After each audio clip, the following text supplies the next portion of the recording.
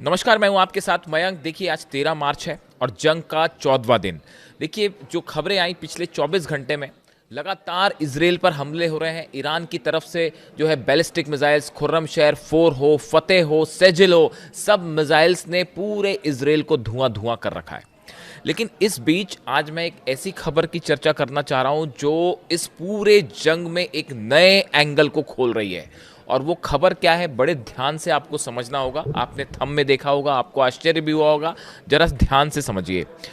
FBI की तरफ से, यानी अमेरिका की इन्वेस्टिगेशन एजेंसी जो है एफबीआई, उसकी तरफ से एक अलर्ट जारी किया गया है और उसमें सीआईए का भी एक जॉइंट अलर्ट है। सीआईए भी उसमें शामिल है। दो सबसे बड़ी एजेंसियां हैं अमेरिका की, जो खुफिया एजेंसियां हैं। इनकी तरफ से एक अलर्ट जारी किया गया है, खासतौर पर एफबीआई की तरफ से। और ये कहा गया है कि अमेरिका में किसी ईरान के रहस्यमय जहाज की एंट्री हो सकती है और उस जहाज के ऊपर से ड्रोन लॉन्च करके अमेरिका के मेनलैंड पर हमला हो सकता है। ये दावा कौन कर रहा है, ये खुफिया खबर कौन दे रहा है? एफबीआई इस तरह का अलर्ट जारी कर रहा है और खास तौर पर कैलिफोर्निया के लिए ये अलर्ट जारी किया गया है। देखिए, बड़ी स्पेसिफिक जानकारियां हैं ये। देखिए, जंग जो है वो मिडिल ईस्ट में हो रही है, ईरान में हो रही है। लेकिन अमेरिका की खुफिया एजेंसियां जिस मुद्दे पर काम कर रही हैं और जो डर सता रहा अमेरिका को, मैंने पहले से इस बात को लेकर कहा था। मैंने आपको पहले भी एक खबर बताई थी इस तरह की खबर, और उसमें देखिए कई एडिशंस है, बड़े ही सनसनीखेज। एफबीआई को ये शक है, ये लग रहा है कि जो अमेरिका का वाटर एरिया है, इसके अंदर जो जल सीमा है, इसके अंदर ईरान का कोई सस्पिशियस जहाज एंट्री कर सकता है और उससे हमला हो सकता है। अब देखिए, ये बड़े सोचने की बात है। पहली बात तो इसके कई एनालिसिस है। पहली बात तो ये है कि भाई, ईरान का जहाज कैलिफोर्निया कैसे पहुंच जाएगा? अमेरिका का पश्चिमी तट, मान लीजिए आप, पश्चिमी तट है कैलिफोर्निया का, जो कि समंदर से जुड़ा हुआ है। कई राज्य हैं अमेरिका के, यानी जो अलर्ट है, खतरा है, वो पश्चिमी सीमा पर है। अब एफबीआई और सीआईए को ये क्यों लगता है कि यहाँ पे कोई ईरान का जहाज आ सकता है? देखिए, बड़ी साधारण सी बात है कि जब ये जंग चल रही है तो अमेरिका के तमाम सैटेलाइट्स इस बात पर नज़र रखे हुए हैं कि क्या कोई जंगी जहाज अमेरिका के करीब ना आ जाए, या कोई सस्पिशियस ऑयल टैंकर जो है वो ना आ जाए। आपने देखा इस तरह की खबरें कि वेनेजुएला से जो जहाज चले थे, उसका अमेरिका की नेवी ने पीछा किया और पीछा कर करके जो है उसमें जो तेल था उसमें कब्जे में ले लिया। या श्रीलंका में आपने देखा जिस तरह से हमले हुए जहाज पे। तो फिर एफबीआई और सीआईए को ये क्यों लगता है कि कोई ईरान का रहस्यमय जहाज जो है अंदर आ सकता है या उससे हमले हो सकते हैं? इसकी बड़ी वजह है, जब एफबीआई और सीआईए ये शक जता रही हैं, इसकी बड़ी वजह देखिए, इसकी वजह यह है, इन खुफिया एजेंसीज को यह लगता है कि ईरान कैलिफोर्निया के आसपास किसी तरह के जहाज को हायर कर सकता है। यानी कि ऐसे कई गैंग्स जो कि अंडरवर्ल्ड से जुड़े हुए हैं, ऐसे बड़े माफिया, ड्रग माफियाज हैं बड़े सारे अमेरिका में, और इस कई स्लीपर सेल्स हैं ईरान के, इसमें कोई शक नहीं है। पूरी दुनिया में स्लीपर सेल्स हैं ईरान के, और इनको एक्टिवेट किया जा सकता है और किसी तरह के शिप को हायर किया जा सकता है और उसके ऊपर से किसी तरह की ड्रोन स्ट्राइक हो सकती है। जरूरी नहीं है कि ये शाहिद ड्रोन हो, लेकिन किसी और तरह का ड्रोन जो कि शाहिद 136 ना हो या शाहिद सीरीज का ड्रोन ना हो, यानी कि ईरान का ड्रोन ना हो, लेकिन कोई और ड्रोन हायर करके उसके ऊपर एक्सप्लोजिव लोड करके हमले हो सकते हैं। ये शक है सीआईए को और एफबीआई को।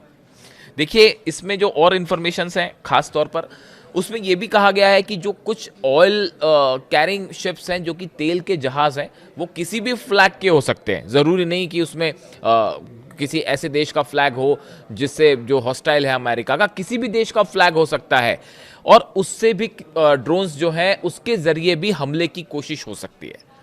इस तरह का भी शक जताया जा रहा है। देखिए, बीच में जब वेनेजुएला पर हमले हुए थे तो अमेरिका की नेवी लगातार फॉलो कर रही थी उन जहाज़ों को जो वेनेजुएला के आसपास थे, और उनको डर ये सता रहा था कि क्या इन जहाज़ों में कहीं हथियार तो नहीं है, कहीं ड्रोन्स तो नहीं है कि उड़ के टेक ऑफ करके वो हमला कर लें। इसलिए एक एक जहाज़ को अमेरिका ने फॉलो किया। अब वही चिंता फिर से सता रही है। अब ये, और तीसरा एक और एस्पेक्ट सुनिए, जो ये हमले के अलर्ट में जो अलग अलग एस्पेक्ट है उसमें, कि छोटी बोट्स को हायर करके उसके ऊपर से फिदाइन अटैक हो सकता है अमेरिका में, खास तौर पर कैलिफोर्निया के तट पे। इस तरह की आशंकाएं जताई हैं एफबीआई ने। यानी कि आप देखिए, बोट से हमले हो सकते हैं, किसी तरह के जहाज को हायर करके उसके ऊपर से ड्रोन स्ट्राइक हो सकती है। और इसके अलावा जो बताया गया है कि जो तेल के जहाज हैं उन पर खास नज़र रखी जा रही है कि उसमें कोई सस्पिशियस एक्टिविटी तो नहीं हो रही है। यानी देखिए सीआई, मैंने इसको लेकर पहले भी वीडियो बनाया था, कल ही आपको मैंने ये बात बताई थी, पिछले वीडियो में आपको मैंने बताया था कि सीआईए ने ये आशंका जाहिर की है कि ईरान के स्लीपर सेल्स पूरी दुनिया में अब ईरान के अमेरिका की एम्बेसीज को, काउंसलेट्स को, अमेरिका के अधिकारियों को, सेना को निशाना बना सकते हैं। यानी अभी ये जंग अभी तो ईरान तक चल रही है, मिडिल ईस्ट तक चल रही है, थोड़े दिनों बाद ये हो सकता है कि अलग अलग हिस्सों में आपको हमले देखने को मिले, शायद उस तरह का हमला जैसा कि ऑस्ट्रेलिया में देखने को मिला था। इसके कई कारण हैं और कई बयान हैं जिनको आप जोड़ के दे सकते हैं कि जिस तरह से ईरान की सेना ने इस बात को कहा है कि सुप्रीम लीडर को निशाना बनाया गया और ये जंग तब तक चलेगी जब तक सुप्रीम लीडर को निशाना बनाने वालों को खत्म नहीं कर दिया जाता। इस तरह के लगातार बयान है और एक भारी गुस्सा ईरान में देखा जा रहा है इसके चलते। और देखिए अली लारिजानी साहब का एक जो बयान आया, जो सिक्योरिटी काउंसिल के सेक्रेटरी हैं ईरान के, डोनाल्ड ट्रंप ने धमकियां दी नए सुप्रीम लीडर मुश्तबा खामेनेई को धमकियां दी। उसके बाद जो है अली लारिजानी साहब की तरफ से भी ये बयान आया कि कहीं ट्रंप ही निशाने पर ना आ जाए। ये पहला मौका था जब डोनाल्ड ट्रंप को सीधा ईरान के एक अधिकारी ने ये धमकी दी कि आप भी निशाना हो सकते हैं। तो देखिए ये मामला जो है ये बेहद गंभीर है और इसको लेकर अमेरिका की जितनी एजेंसीज हैं उनके सबके हाथ पांव फूले हुए हैं। और आगे की खबरें आप देखिए, इसमें एक बड़ी लिस्ट तैयार की गई है अमेरिकन के द्वारा कि यूरोप में, मिडिल ईस्ट में या दुनिया के और कौन से ऐसे हिस्से हैं जहां पर अमेरिका के टारगेट्स को या बिल्डिंग्स को, इंफ्रास्ट्रक्चर को या अधिकारियों को निशाना बनाया जा सकता है। और इन सब जगह अलर्ट जारी कर दिया गया है और अधिकांश जगहों पर सुरक्षा के सख्त मेजर्स लेने शुरू हो गए हैं, अधिकारियों को वापस बुलाना शुरू कर दिया है। अगर आपने गौर किया हो, कल आपके पास खबर आपने देखी होगी कि पाकिस्तान के पेशावर में अमेरिका ने अपना कॉन्सुलेट जो है बंद करने का फैसला कर लिया है कि वहाँ पे कॉन्सुलेट नहीं चलेगा। कुवैत से, इराक से जो अधिकारी हैं वो सब वापस भाग रहे हैं। आधी से ज़्यादा अधिकारी लौट चुके हैं और बाकी के जो बचे हुए हैं वो भी वहाँ से भाग रहे हैं। यहाँ तक कि सेना भी काफ़ी लंबे समय थी और जिसकी ज़रूरत नहीं है उनको वहाँ से सबसे हटा दिया गया है। यानी देखिए ये खौफ जो अब अमेरिका को सता रहा है कि कहीं जो है वो घर में घुस के हमला ना हो जाए, ये एक बड़ा शॉकर होगा अमेरिका के लिए, दुनिया के लिए। ये मैसेज चला जाएगा कि ईरान ने घर में घुस के हमला कर दिया। अब ये देखिए जिस तरह से ये जंग चल रही है, जंग में ईरान की तरफ से साफ कह दिया गया है किसी तरह का कोई समझौता होने नहीं जा रहा, किसी तरह से कोई सीज फायर नहीं होने जा रहा। और इस पूरे मुद्दे में जो सबसे अहम मुद्दा है सुप्रीम लीडर को निशाना बनाना, इस पूरे मामले ने शायद किसी तरह की सीज फायर या जंग रोकने की संभावना को ही खत्म कर दिया है। तो अब जो अमेरिका की एजेंसीज हैं, जो एक्सपर्ट्स हैं, वो ये मान के चल रहे हैं कि ये जंग के बीच में एक नया एंगल शुरू हो सकता है, एक नए स्तर पर अमेरिका में हमले हो सकते हैं, यूरोप में हमले हो सकते हैं, पूरी दुनिया में जो है अमेरिकी ठिकानों को निशाना बनाया जा सकता है। और ये रियल थ्रेट है, यानी ये सिर्फ खुफिया जानकारियों तक बात सीमित नहीं है या एक कोई कपोल कल्पना नहीं है, ये वाकई ऐसा हो सकता है। और इसके लिए अमेरिका ने अपनी तैयारियां भी शुरू कर दी है। और अभी जो सबसे ज़्यादा ये बड़ा हैरानी वाली बात थी, जब मैं इसको पढ़ रहा था अलर्ट को, जिस तरह से ये बातें आई कि जहाज़ से अमेरिका हमला कर सकता है, तो मुझसे कई लोगों ने सवाल पूछा कि ईरान का जहाज़ कैसे पहुंच जाएगा अमेरिका।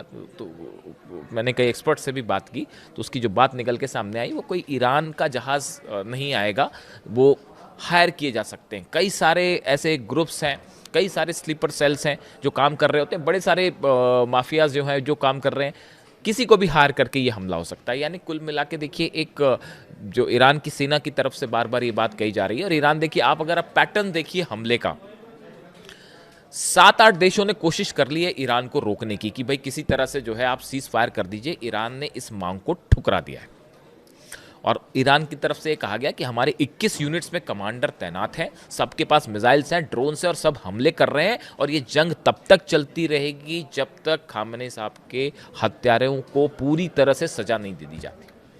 और इसके लिए किस किस स्तर पर जंग होगी, कैसे कैसे जंग पे स्तर पे जंग होगी और उसको रोकना कैसे अमेरिका और खुफिया एजेंसीज रोकेंगी, ये अब अमेरिका के लिए एक बड़ी चुनौती बन गया है, जो आने वाले वक्त में एक ऐसे खतरे को पैदा कर सकता है जिससे निपटना अमेरिका के लिए एक बड़ी चुनौती होगा। देखिए आपके क्या व्यूज़ हैं इसको लेकर, कमेंट करके बताइएगा। जो भी जुड़ा अपडेट होगा वो मैं अगले वीडियो में आपको बताऊंगा। Thank you so much.